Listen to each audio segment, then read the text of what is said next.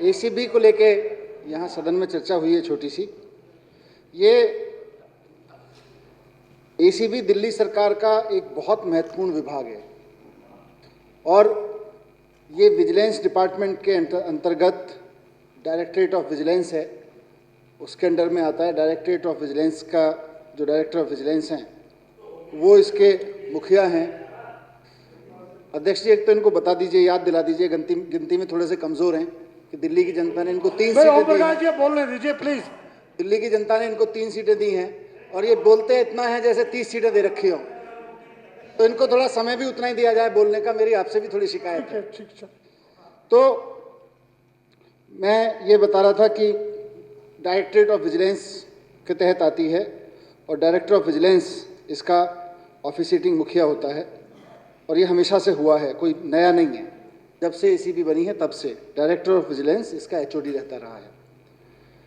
अभी इसका गठन जो है, इसका स्थापना पीसी एक्ट के तहत की गई है, प्रिवेंशन ऑफ करप्शन एक्ट के तहत। प्रिवेंशन ऑफ करप्शन एक्ट में यही है कि कोई करप्शन करेगा तो ये संस्था इसको पकड़ेगी। जैसे आईटी एक्ट के तहत इनकम टैक्स डिपार्टमेंट बना, इनकम टैक्स एक्ट के तहत। अब जब इनकम टैक्स एक्ट के तहत ये डिपार्टमेंट बना है, जो इनकम टैक्स का डिपार्टमेंट है, तो ये नहीं देखता वो कि राज्य के आदमी ने, जिस आदमी ने टैक्स नहीं दिया, टैक्स चोरी की, इनकम टैक्स की चोरी की, वो राज्य का आदमी था या सेंट्रल गवर्नमेंट का आदमी था। वो तो इनकम टैक्स डिपार्टमेंट का काम है। मर्डर कोई करे, कहीं भी किसी राज्य में कोई मर्डर करे, कहीं भी कोई भी मर्डर करे, तो कहीं ये नहीं लिखा हुआ कि किसी भी राज्य में कि मर्डर करने वाले को सीआरपीसी में, आईपीसी में पुलिस ये देखेगी, कोई राज्य की पुलिस होगी या सेंटर की पुलिस होगी, पर वो पहले ये देखेगी राज्य का है तो ये पकड़ेगा, सेंटर का है तो वो पकड़ेगा।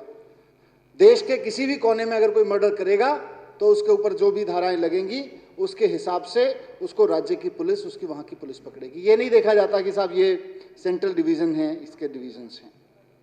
तो एसीबी का भी काम जो है यही है कि वो भ्रष्टाचारियों को पकड़े। प्रिवेंशन ऑफ करप्शन एक्ट के तहत जिस मामले को भी भ्रष्टाचार माना जाता है उसको पकड़े। और मैं बहुत गर्व के साथ कह सकता हूँ कि दिल्ली में अगर पिछले 49 दिन की सरकार के दौरान भी और इस सरकार के आने के बाद भी भ्रष्टाचार में कमी आई तो इसी वजह से आई कि एसीबी में ईमानदारी से काम हुआ और एसीबी को खुली छूट दी गई। सरकार ने एसीबी में इंटरवेंशन बंद किया और ईमानदार अधिकारियों को यहाँ पे लाया गया। बाद में दुर्भाग्यपूर्ण ये हुआ कि एसीबी ने दिल्ली पुलिस के एक सिपाही को पकड़ा, 10,000 रुपए की रिश्वत लेते हुए रंगे हाथों पकड़ा।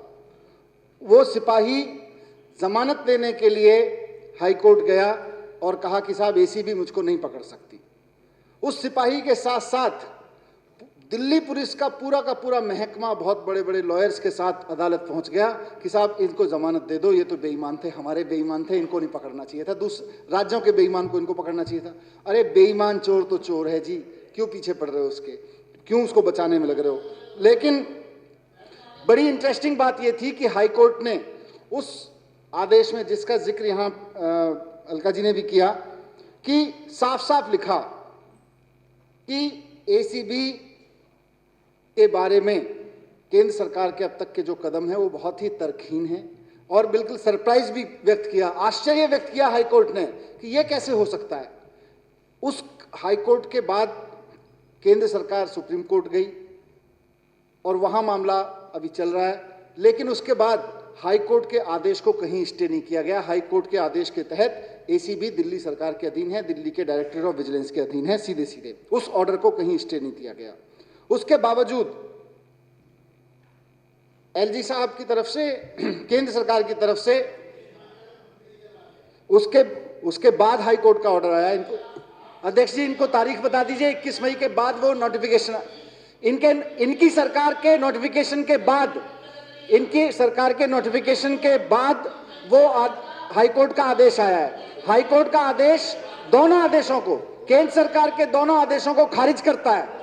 केंद्र सरकार के दोनों आदेशों को खारिज करते हुए हाई कोर्ट में कहा है कि एसीबी स्टेट गवर्नमेंट के अधीन आती है और उस पर कोई स्टे नहीं है। उसके बावजूद इन्होंने एक ऐसे अधिकारी को जो पद ही नहीं है एसीबी में, उस पद पे लाके बिठाने की कोशिश की, एक फर्जी आदेश पारित कराया। उस आदेश को दिल्ली सरकार ने जैसे ही संज्ञान में आया तुरंत रद्द किया, तुरंत उसको वापस किया।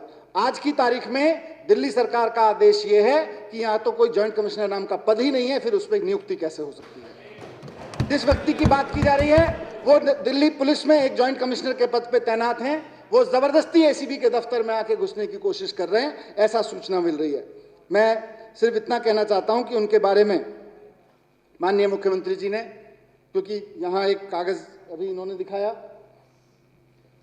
कि वो पर्दा घोटाले का भी आरोप लगा हुआ है उनके ऊपर, और साथ साथ ये 1 मई को हवाला कांड में शामिल होने का एक आरोप लगा हुआ है। 1 मई को उनके खिलाफ जांच के आदेश दिए गए हैं। ये कागज है यहाँ पे, ये इन्होंने 1 मई को उनके खिलाफ एसीबी में जांच हो रही है, उसी एसीबी में लाके उनको बिठा दिया गया, उसका मुखिया बनाने की कोशिश की जा रही है।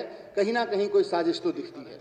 जिस व्यक्ति के खिलाफ शिकायत है एसीबी में, हवाला के मामले में शिकायत है, उस व्यक्ति को यहां पे मुखिया बना के पेश करने की कोशिश क्यों की जा रही है? यह साफ है कि हवाला कारोबारियों से कहां कहां के तार जुड़े हुए हैं। ये हवाला कारोबारियों को, हवाला के घोटालेबाजों को बचाने के लिए ऐसे व्यक्ति को एसीबी का मुखिया ऐसे पद पे बिठा के, जो पद एग्जिस्ट नहीं करता, वहां पे बिठाया जा रहा है। तो इसका मतलब कहीं ना कहीं कुछ हवाला कारोबारी इस फैसले के पीछे हैं कि उनको वहां का मुखिया बनाया जाए। क्या इस देश के हवाला कारोबारी इतने ताकतवर हो गए, इस देश के हवाला के घोटालेबाज इतने ताकतवर हो गए कि एंटी करप्शन ब्रांच का मुखिया ऐसे आदमी को बना देंगे जो उसमें शामिल है, जिसके ऊपर आरोप लगे हुए हैं, और यहां पे आके जो पद नहीं है उस पद पे बिठवा दिया जाता है? ये किसके इशारे पे हो रहा है? कौन खरीद के बैठा हुआ है हमारी सरकारों को, और कौन खरीद के बैठा हुआ है हमारे डिसीजन मेकर्स को? कौन हमारे ऊपर जबरदस्ती एसीबी के ऊपर चीफ लादने की कोशिश कर रहा है जो पद ही एग्जिस्ट नहीं करता? इनके जवाब चाहिए अध्यक्ष महोदय। और मैं आपको सूचना के लिए सदन को, क्योंकि सदन चिंतित था, मैं इस चिंता से सहमत हूं, और क्योंकि मैं कोई सरकार की ओर से ऐसा कोई, क्योंकि जवाब और सवाल नहीं था, जवाब नहीं बल्कि सिर्फ सूचना के लिए बता रहा हूं कि माननीय मुख्यमंत्री महोदय ने एक सीक्रेट नोट माननीय केंद्रीय गृह मंत्री महोदय को भेजा है इस सारे घटनाक्रम पे, कि किस तरह से हवाला से लेके पर्दा घोटाले तक के मामले इसमें शामिल हैं, और उनको किस तरह से साजिश के तहत, वो भी इस बात को संज्ञान में लेते हुए मुझे पूरी उम्मीद है कि माननीय गृह मंत्री जी इसको ध्यान में रखते हुए अपना कोई निर्णय लेंगे और सख्त कदम उठाएंगे। बस सूचना कर, मैं सदन की सूचनार्थ में ये रखना चाहता था। धन्यवाद अध्यक्ष महोदय।